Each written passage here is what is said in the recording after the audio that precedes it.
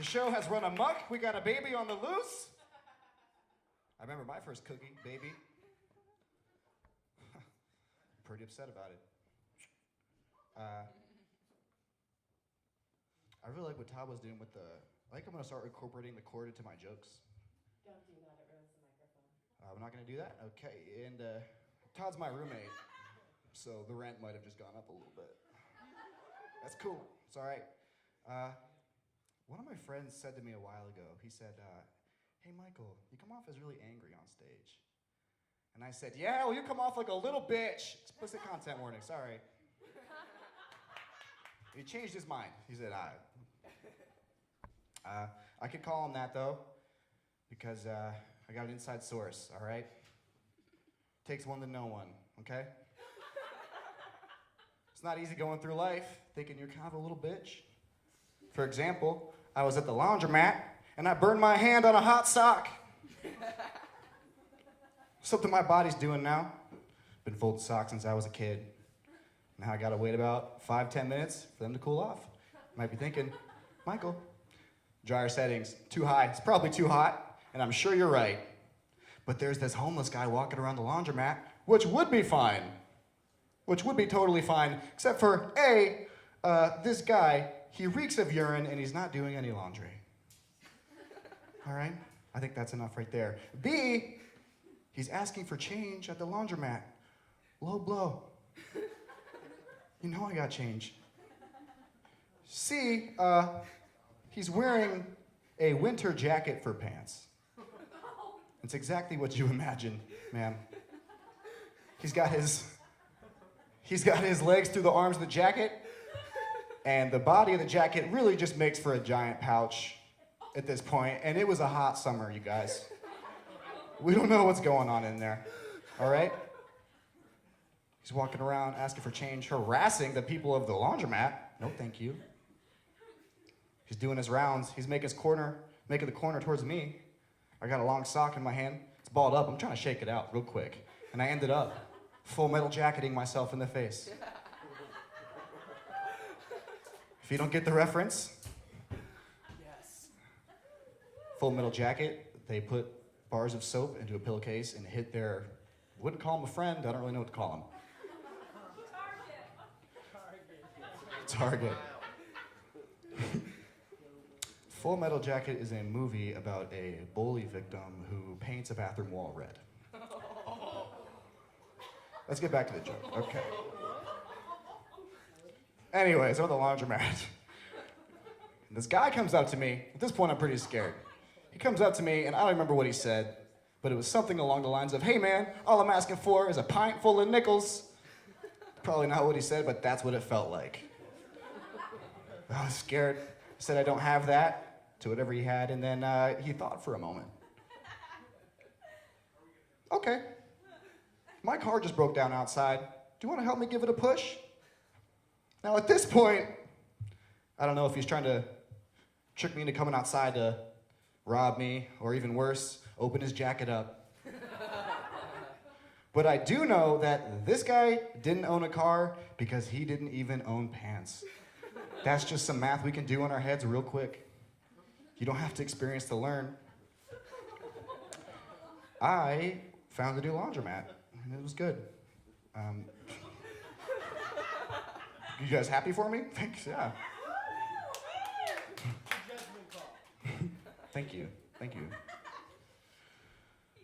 This next one's a really heavy topic. I hope you guys are ready. What's the deal with car commercials?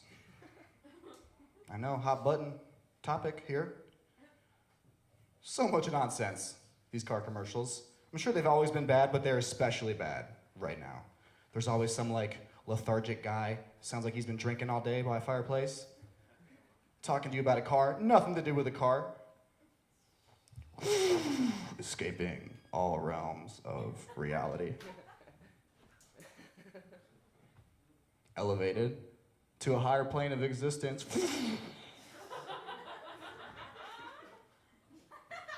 Tell mom and dad to go fuck off, it's breakfast time. Toyota jackknife.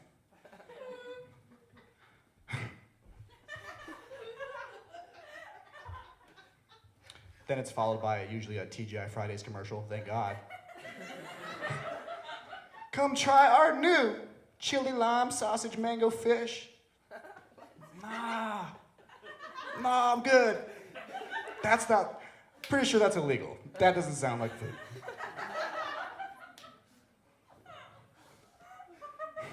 You guys are great. This is fun. This is fun. Chill out, sausage mango. See, write it down. Go try it out for me. You get stomach cancer. That's probably what. All right. Let's get back on track. What are we doing? What are we talking about? Gotta say, I'm a bit shaken up right now, guys. I'm a bit shaken up. Shaking it up. Just watched the American classic film Air Bud. Yeah, are we familiar with it? We at least know about Air Bud. Okay, great. Right, I know you know. Giggly Bits last week. She couldn't hold herself together. It was so funny. I'd like to tell you guys how funny I am instead of just showing you. I think that's how you do comedy. Anyways, let's get back on track again. I was shaken up. Air Bud. It's a film about of course, a clown. Main character is a protagonist, and he owns a dog. Not an important character in this film. Don't worry about it. And the clown biz is kind of tough in the early 90s, but it's okay because he's getting some birthday gigs, and everything's all right. And in my opinion, this is where the film should have ended. Perfect movie. But the producers decided to go a different direction with it that I don't care for. They introduced a character that I'm not fond of. A dog thief named Josh. What happens is Josh shows up to your home with an unlimited supply of vanilla pudding. I don't know where he gets it. It's white privilege. It's the whitest thing. He shows up and he said, hey buddy, buddy's a dog again, not important. He said, hey buddy, do you like vanilla pudding?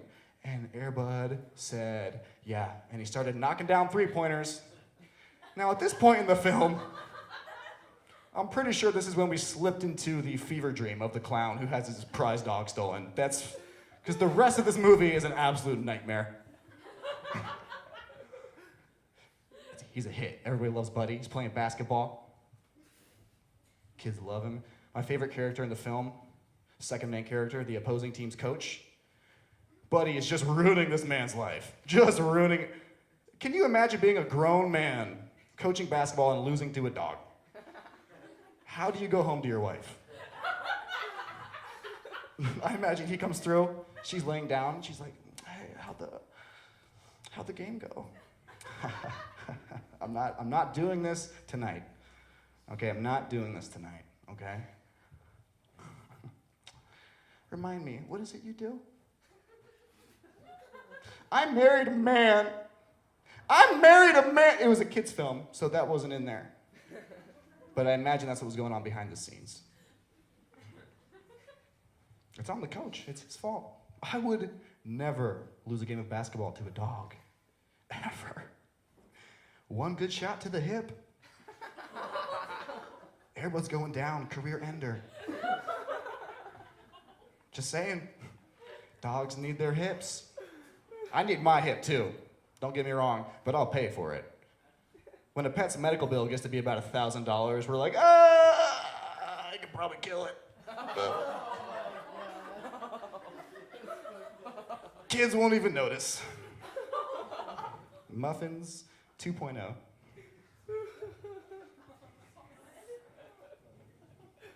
That is a joke about relationships. And marriage is tough.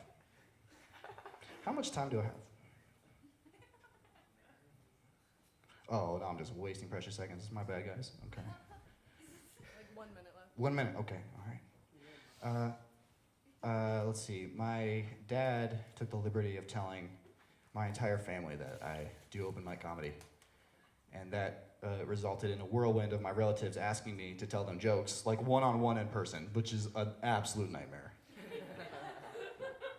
Especially when your grandma comes up to you and she's like, Michael, tell me a joke.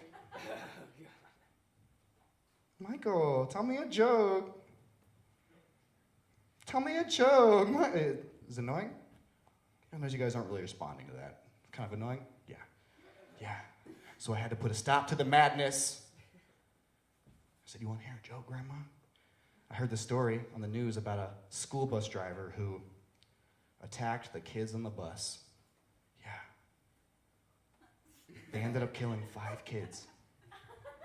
What? Now, Grandma, I don't know much about school bus driving, but if I were a school bus driver and I wanted to kill some kids, I just think I could do a lot better than 5. Hey, this has been so much fun. Thank you guys so much.